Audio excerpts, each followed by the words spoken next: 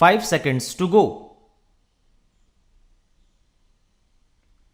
Mr. President, I congratulate you on your election as President of the 56th General Assembly. I also take this opportunity to warmly congratulate the Secretary General and the United Nations on being honored with the Nobel Peace Prize.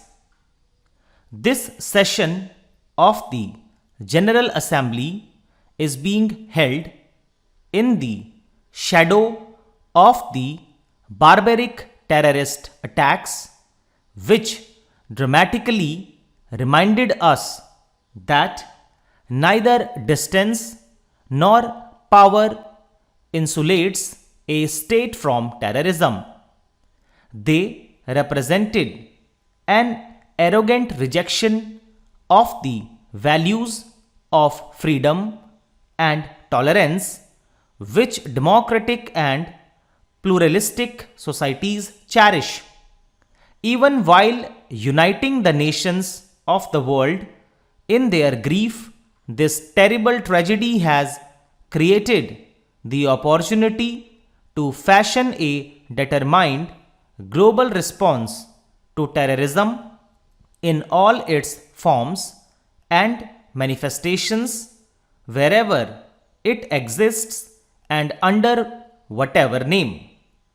We in India know from our own bitter experience that terrorists develop global networks driven by religious extremism. Their operations are supported by drug trafficking, money laundering, and arms smuggling. Some states follow a policy of sponsoring and sheltering them.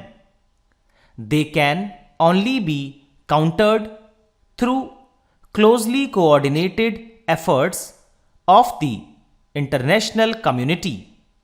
The United Nations Security Council resolutions are steps in the right direction, but it requires firm political will of the freedom-loving world to implement them rigorously. The two crucial elements in this would be strict curbs on sources of financing for terrorists and denying them safe havens for training, arming, and operation. We must firmly rebuff any ideological, political, or religious justification for terrorism. We should reject self-serving arguments seeking to classify terrorism according to its root causes and therefore justifying terrorist action somewhere while condemning it elsewhere. Those that advance these arguments should explain what the root causes of the brutal acts of September 11 were.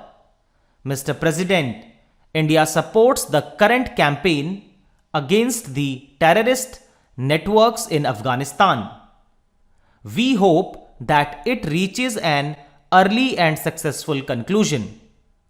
That country's current travails can only end with the establishment of a broad-based, representative, and neutral government which would stop the export of terrorism and extremism. The international community should work towards this even while the military campaign continues so that we avoid a political vacuum at the end of the campaign. This is the basis for our belief that India can play a useful role in this process. The task of reconstruction in post-conflict Afghanistan also merits the urgent attention of the international community. It would require massive external assistance to create an economic situation conducive to the speedy return and rehabilitation of the millions of Afghans who have taken refuge in other countries of this region. Again, India stands ready to join international efforts for this. We have already announced relief assistance of 1 million tons of wheat, medicines and medical assistance for needy Afghans within and outside the country. We have also pledged $100 million to post-conflict Afghanistan for reconstruction. We are prepared to do more.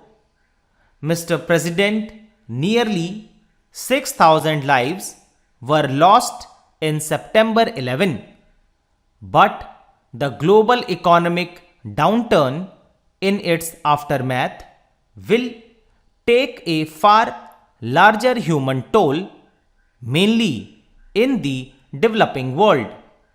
The World Bank has estimated that tens of thousands more children will die worldwide and some 10 million more people are likely to go below the poverty line of $1 a day.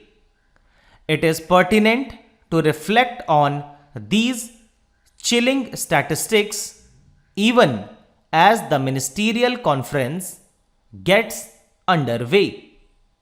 Before we embark on any new initiatives for globalization and sustainable development, we should recognize that political support for them would be determined primarily by the impact of these regimes on poverty.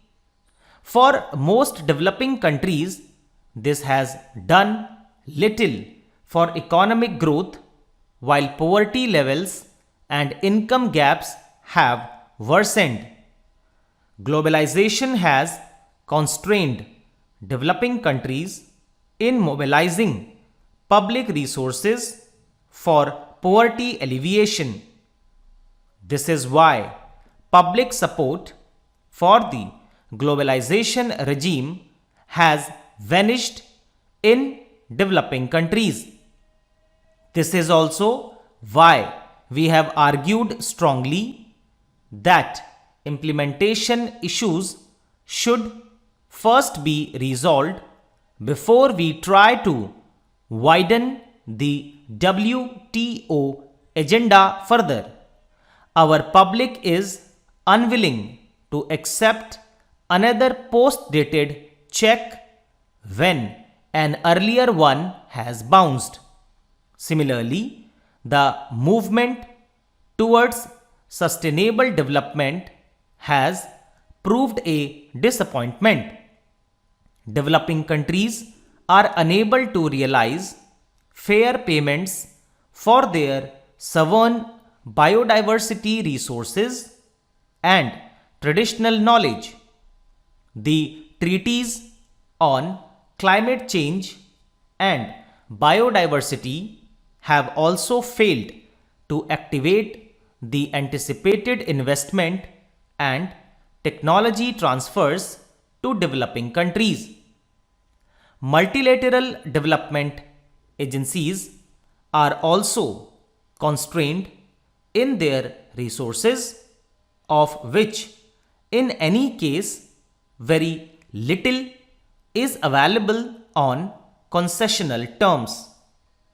The inevitable conclusion is that for current regimes of globalization and sustainable development to be strengthened or even to survive, they must re-engineered to generate large-scale finances for poverty alleviation.